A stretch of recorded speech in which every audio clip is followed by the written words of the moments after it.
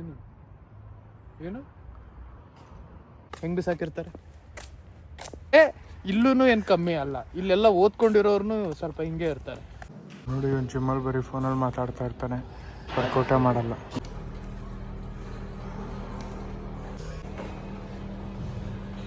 ನೋಡಿ ಗಂಟೆಗೆ ಒಂದಂತೆ ಬಸ್ಸು. ಬರ್ಗ್ದು ಮೇನ್ ಅಟ್ರಾಕ್ಷನ್ ಆ ಚರ್ಚು ನೋಡಿ, ನೀರಲ್ಲಿ ನಡೀತಾ ಇದ್ದಾರೆ. So hi guys, welcome back to my blog channel. ಯಾರೋ ನಮ್ಮ friend, welcome back to my blog channel. ಸುಮಾರು ದಿವಸಗಳೇ ಆಗೋಯ್ತು ಬ್ಲಾಗ್ ಮಾಡಿ, ಯಾಕೆಂದರೆ ತುಂಬ ಕೆಲಸ ಅಪ್ಲೈ ಮಾಡಿಕೊಂಡು ಜಾಬ್ಸು ಎಲ್ಲ ಮ್ಯಾನೇಜ್ ಮಾಡೋದು ತುಂಬ ಕಷ್ಟ ಆಗಿ ಮೋಸ್ಟ್ಲಿ ಬ್ರೈನ್ ಫಾಗ್ ಆಗೋಗಿತ್ತು ನನಗೂ ಇವನಿಗೂ.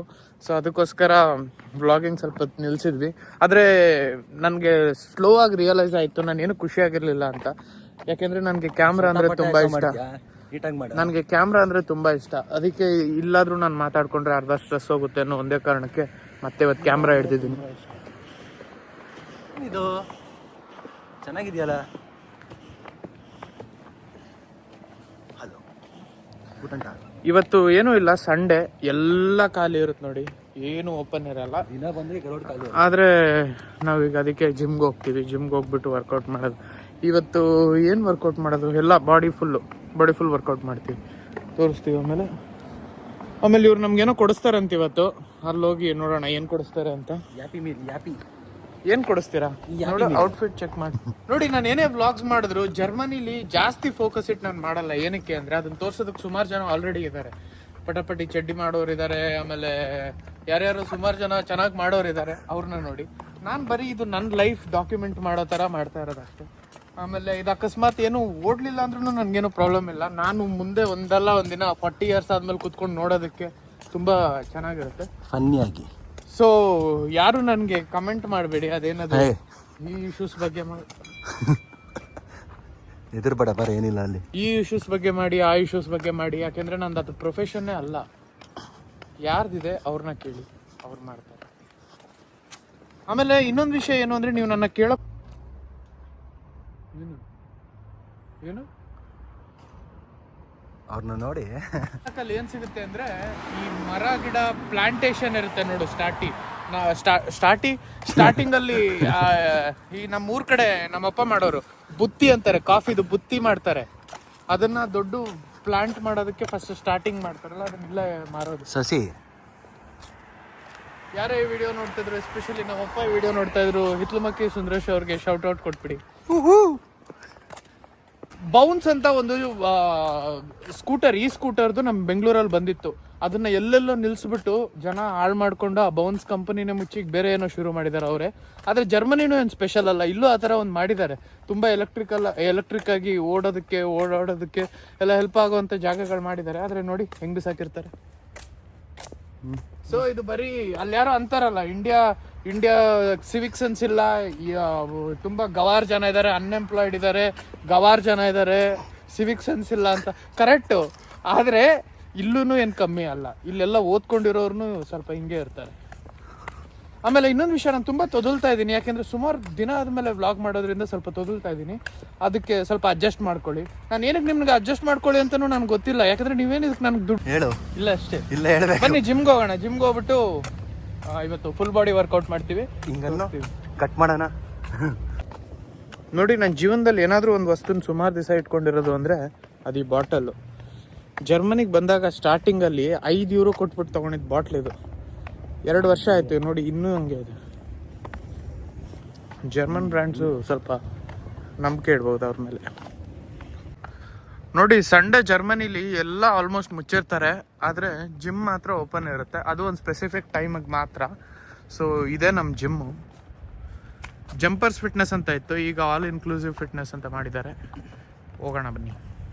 ನೋಡಿ, ಇದೇ ಜರ್ಮನಿಯ ಜಿಮ್ ಲಾಕರ್ ರೂಮ್ಸು.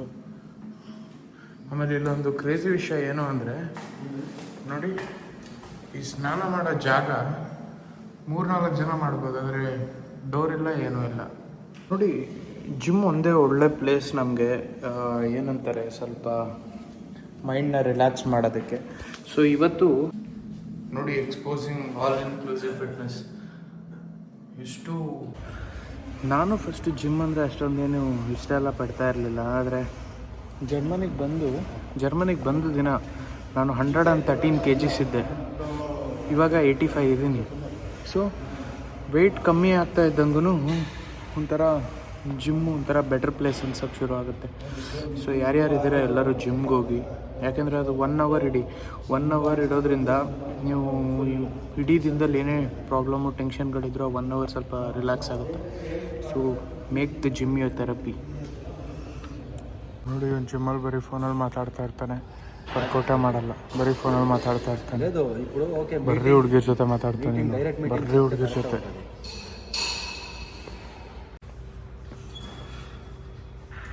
ట్రై చేద్దాం, అదే దానికి డైరెక్ట్లో కలిపి ట్రై చేస్తాము.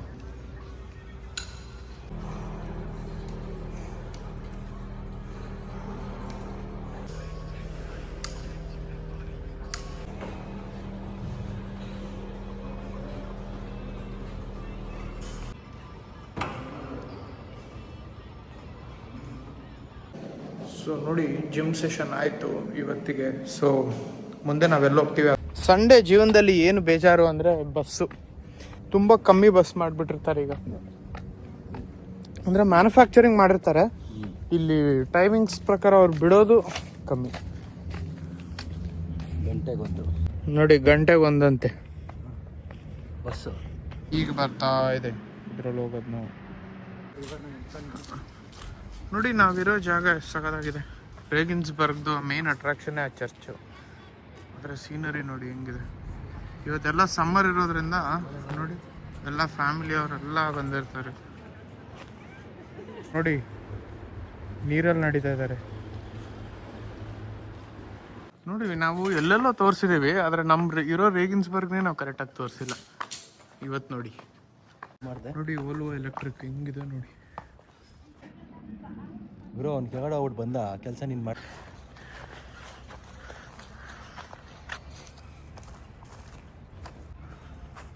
ನೋಡಿ ಚಿಕ್ಕ ಮಕ್ಕಳು ಫಿಶಿಂಗ್ ಮಾಡ್ತಾರೆ, ದೊಡ್ಡ ಮಕ್ಕಳು ಕ್ಯಾಟ್ ಫಿಶಿಂಗ್ ಮಾಡ್ತಾರೆ. ನೋಡಿ ಇರುವೆಗಳ ಥರ ಬಂದಿದ್ದಾರೆ ಜನ ಎಲ್ಲರೂ ಆಚೆ.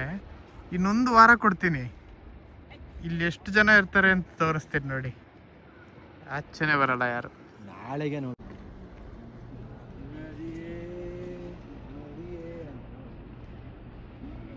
ಆದರೆ side by song, side by song.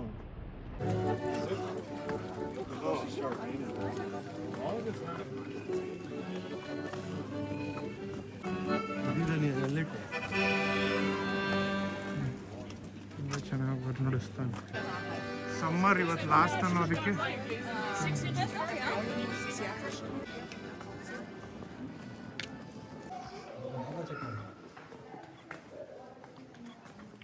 ನೋಡಿ ಇವನೇನು ಹೇಳ್ತಾ ಇದ್ದಾನೆ.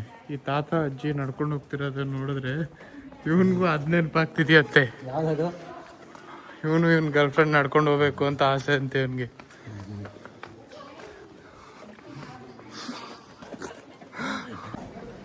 ನೋಡಿ ಇದು ನಮ್ಮ ಏರಿಯಾ ಒಂದು ಕಾಲದಲ್ಲಿ ಇಲ್ಲೇ ಓಡಾಡ್ಕೊಂಡಿರ್ತಿದ್ವಿ, ಈಗ ಗೆಸ್ಟ್ಗಳಾಗೋಗಿದ್ದೀವಿ.